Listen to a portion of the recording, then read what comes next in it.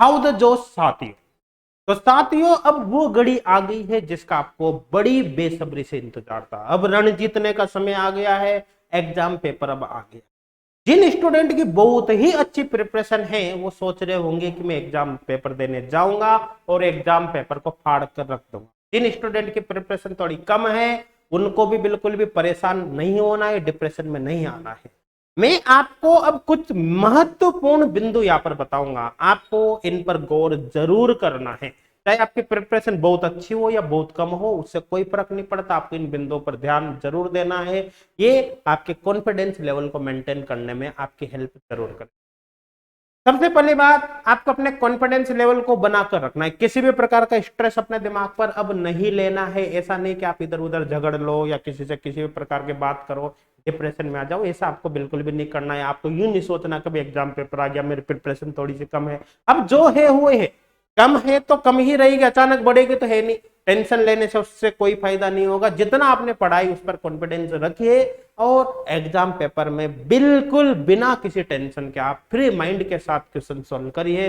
आपके सिलेक्शन के चांस जरूर यहाँ पर बढ़े। जिन स्टूडेंट की बहुत ही अच्छी प्रिपरेशन है उनको भी ओवर कॉन्फिडेंस में नहीं रहना है। कई स्टूडेंट की बहुत अच्छी प्रिपरेशन होती है और वो काफी ओवर कॉन्फिडेंस में रह जाते हैं और अपने छोटे से ओवर कॉन्फिडेंस की वजह से कई सारी गलतियां वो एग्जाम के दौरान कर देते हैं। जैसे क्वेश्चंस को ढंग से नहीं पढ़ते, आधा अधूरा क्वेश्चन पढ़ा तुरंत टिक कर दिया इसका ए, फिर थोड़ा सा पढ़ा फिर उसका बी, इस तरह से टिक कर दिया, जल्दी जल्दी कर देते। हाँ, ऐसे केस में क्या होता है, वो करेक्ट को इनकरेक्ट पढ़ लेते हैं, इनकरेक्ट को करेक्ट पढ़ लेते हैं। कई बार क्वेश्चन के बीच में आया गया नोट उनको दिखाई नहीं देता। ऐसे केस में वो 2-5 क्वेश्चन में मिस्टेक जरूर कर देते हैं और वो ही उनका सिलेक्शन रोकने का मुख्य कारण बन जाता है। तो ओवर कॉन्फिडेंस में आपको बिल्कुल भी लास्ट टाइम है। अब आपको अनवांटेड डिस्कशन से बचना है। अपने फ्रेंड्स के साथ किसी भी प्रकार के टॉपिक से रिलेटेड, सब्जेक्ट से रिलेटेड ज्यादा डिस्कशन अब ना करें, उससे बचे। उसकी जगह जो समय बचे उसको आप रिवीजन पर दे सकते हैं। शॉर्ट नोट्स बना रखे तो उनको जल्दी से रिवाइज कर सकते हैं ताकि आपका टॉपिक यहाँ पर कवर हो जाए।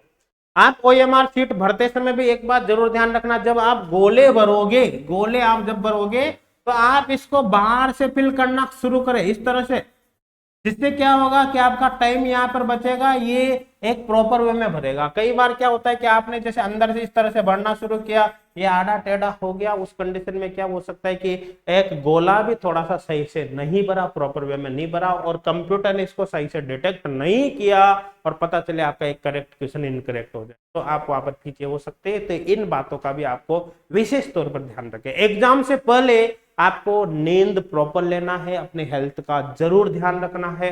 पता चले आपने खाना ज्यादा खा लिया, कम आप सोए, फिर वहां पर पता चले एग्जाम के दौरान आप परेशान हो जाए तो आपका पूरा एग्जाम, पूरे साल की मेहनत आपकी बर्बाद हो सकती है। इन चीजों से आपको जरूर बचना है।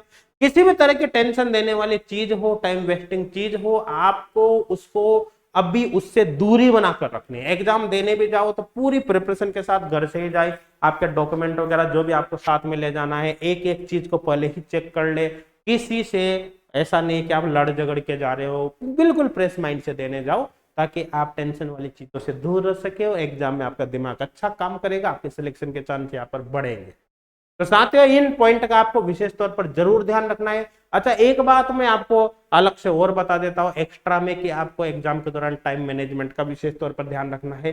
जो क्वेश्चंस आपको आते हैं उन पर आप जल्दी टिक कर दो, उनको जल्दी कर दो, उन पे समय आप ज्यादा वेस्ट मत करो। और जो क्वेश्चन आपको ज्यादा सोचना पड़े, आपको लगता है इस क्वेश्चन में टाइम ज्यादा लग सकता है, उसको केवल मार्क कर दो, है ना। तो फर्स्ट राउंड के अंदर आप जितने भी क्वेश्चन अटेम्प्ट करोगे, अटेम्प्ट करने के बाद सपोज करो फर्स्ट राउंड में आपने 50 क्वेश्चन अटेम्प्ट किए तो 50 क्वेश्चन का पहले ओएमआर भर लो, ठीक है। फिर सेकंड राउंड में बचे हुए क्वेश्चन को अटेम्प्ट करके उसको ओएमआर में भरना। आप ऐसा बिल्कुल भी नहीं करना पहले सारे क्वेश्चन सॉल्व किए बाद में ओएमआर भरने बैठ जाओगे। उस कंडीशन में क्या आपको ओएमआर जल्दी जल्दी भरनी पड़ेगी। ऐसे केस में कई बार अपन गलत जगह पर गोला लगा देते हैं और वो भी हमारा क्वेश्चन नेगेटिव हो जाता है। तो नेगेटिव मार्किंग से यहाँ पर आपको इस तरह से जरूर बचना है। तो क्लियर है, मेरे हिसाब से बहुत सारी चीजें आपको यहाँ पर पता चली होगी। और भी किसी तरह की हेल्प की अगर आपको नीड हो तो हमारे हेल्पलाइन नंबर पर आप कॉन्टेक्ट जरूर करें, हमसे बात करिए। Thank you.